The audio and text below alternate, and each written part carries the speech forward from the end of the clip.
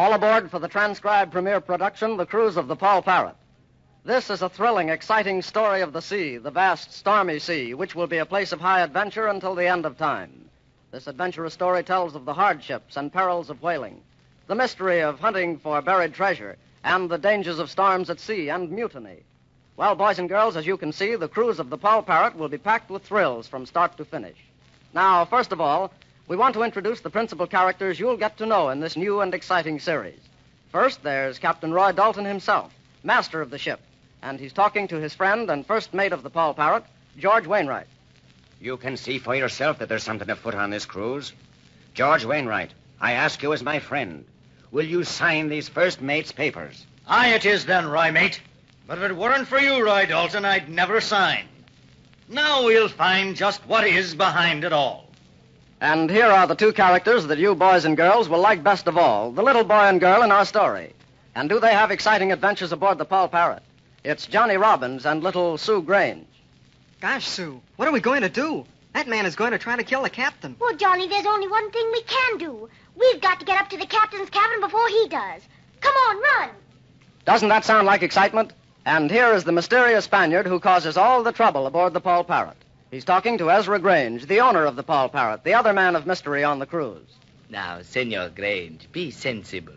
I know as much about this treasure as you do. Why not let us be partners instead of enemies? Listen to me, you blackguard. I won't be a partner with you in any kind of venture. One of us is suddenly going to disappear from this ship, and it isn't going to be me. Well, that sounds like more excitement. And last of all, here is old Dickon, the one-legged sailor, talking to his pet, the ship's mascot, after whom the ship has been named, Paul Parrot himself. I tell you, Paul, there's going to be more trouble on this cruise than the time I lost this peg leg of mine. Yes, sir, I just feels it in me bones. Ah! Sailor, beware! Sailor, take care! There's dirty work afoot! Ah! There you are. You've met our principal characters. Now let's start on our yarn. Our story opens in the spring of 1858, in the New England town of New Bedford, the great center of the whaling industry. Roy Dalton, a true seaman and as brave a man as ever sailed the deep, has just received his master's papers. He is walking on one of the streets leading to the New Bedford waterfront when he runs into an old acquaintance. Oh, it's a long cruise and a hard cruise and a cruise before the gate. Hold, I think that's... Ahoy, heave to, mate. Well, blow me down, Roy Dalton. Say, I thought you were at sea. I thought you signed as first mate on the Minabelle out of Boston. Avast, it's good to see you again, George. You're behind schedule a bit. The Minabelle laid up for repairs a month ago. Will you be sailing with her again? I will not, George. I've got my own future to look forward to. I've got my master's papers. What? A full-fledged skipper? Great saints, Roy, you've done well. And next you'll be telling me you own a trim little clipper that's setting sail tonight. Oh, that'll all come. That'll all come later. Right now, but look, this'll tell you what ship I'm sailing on. See this one-legged sailor coming down the dock with a parrot on his shoulder? Yes, but what has that to do with... Hi there, Dickon. Aye, Captain Dalton. I'm just taking our bloomin' mascot for an errand, you might say. Greet the gentleman, Paul. Ah! Avast there! Stand by the way anchor, you lubbers! A fine breeze has sprung up!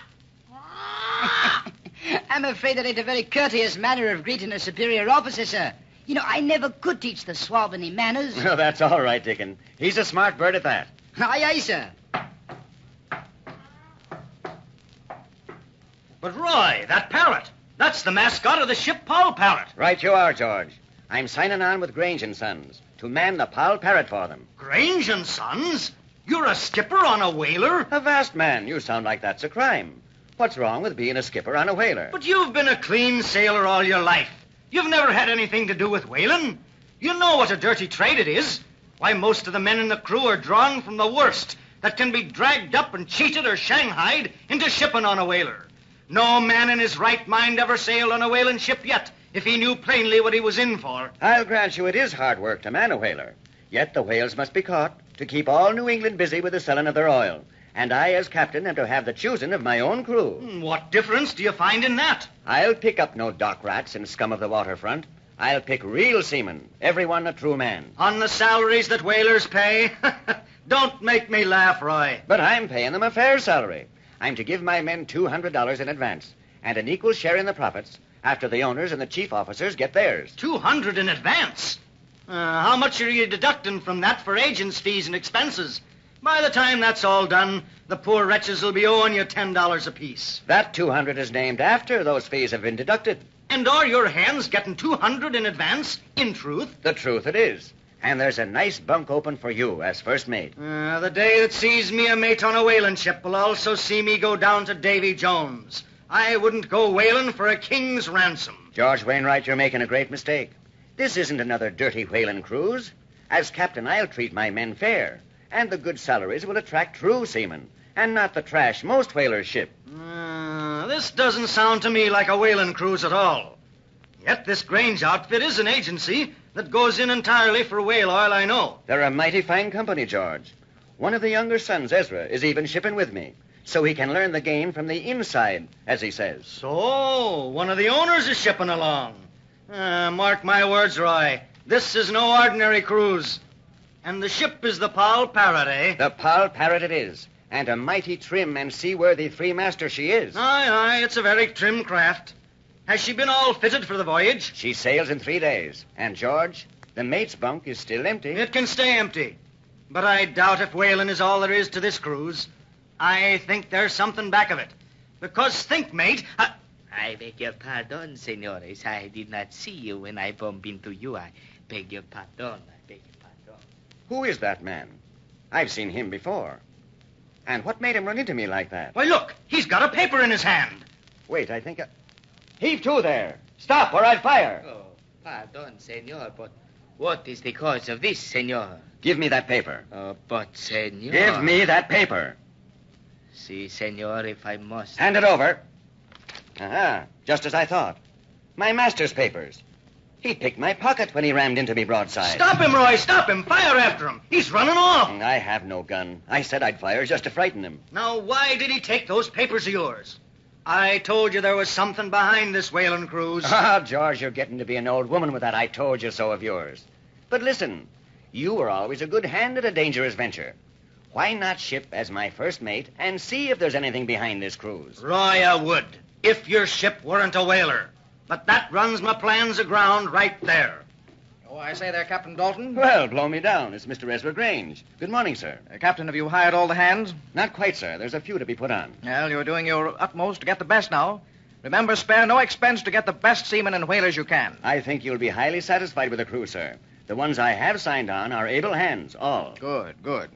Well, Captain, the ship's just about fitted. We sail in 3 days sharp. Aye, Mr. Grange. Everything will be ready and shipshape. Very good. My father will be pleased. So, that's the owner's son who's shipping on your voyage to see the inside of the game. Aye, mate. That's the man. Listen, I know the Granges, and they're all as close-fisted as any New England ship owner could be. This young'un is no exception.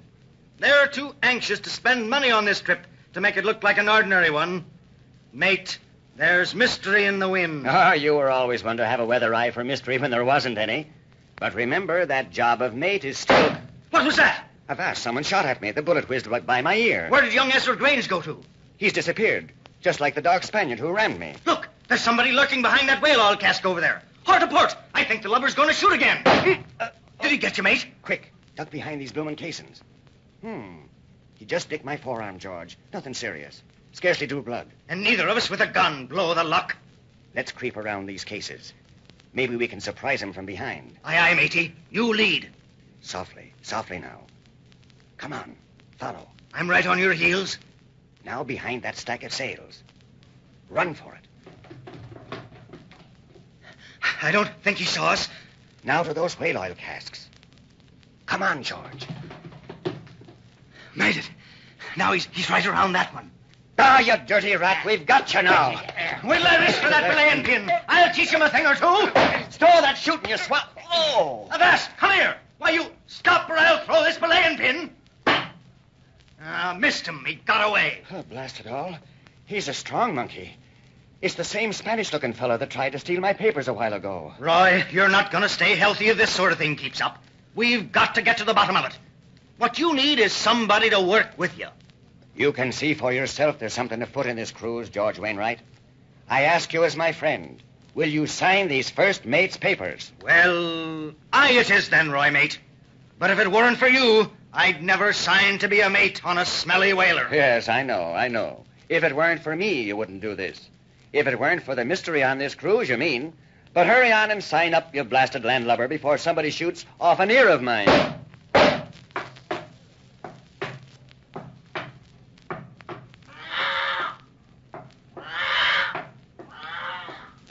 Boys and girls, this certainly does look exciting.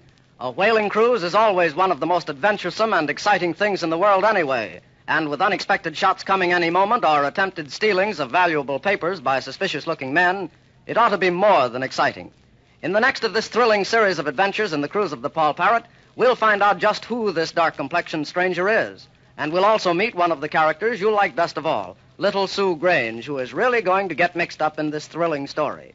Be sure not to miss even one of these exciting adventures on the cruise of the Paul Parrot. Your Paul Parrot announcer is Dave Ward.